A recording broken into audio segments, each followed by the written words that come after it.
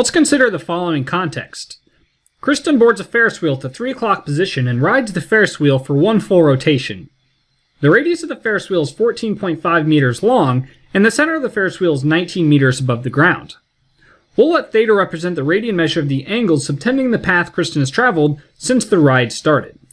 So let's go ahead and start by drawing a diagram of this. So we'll draw the Ferris wheel. We have the legs of the Ferris wheel, and then we've got the ground down here. And we know that the radius of the Ferris wheel is 14.5 kilometers long, and the center of the Ferris wheel is 19 meters above the ground. So I meant the radius was 14.5 meters, not kilometers. So Kristen starts at the 3 o'clock position, and then she starts rotating counterclockwise. So we'll just kind of imagine freezing the situation, although she continues to rotate counterclockwise. We'll draw that angle in that subtends the path that she travels. And that angle has a measure of theta radians.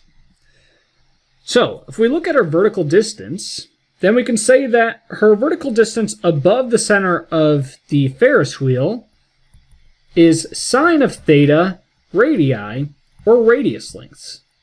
That is, Kristen is sine of theta radius lengths above the center of the Ferris wheel if the angle measures theta radians.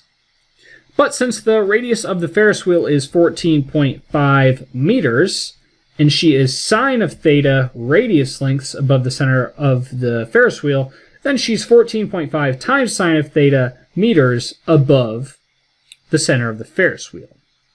So the length of this blue vector here, representing her distance above the center of the Ferris wheel, has a length of 14.5 times sine of theta meters.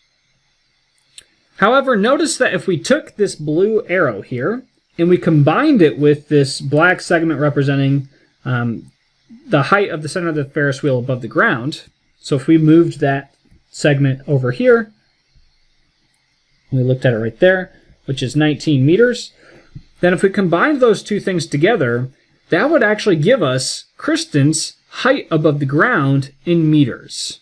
That is, Kristen's height above the ground in meters can be thought of as starting with this 19 meters and then adding on the additional height above the center of the Ferris wheel. And therefore, that total height, I'm just going to draw it over here in green, so that total height is, that's going to be the 19 meters plus the 14.5 times sine of theta meters. And therefore, 19 plus 14.5 times sine of theta gives us Kristen's height above the ground in meters.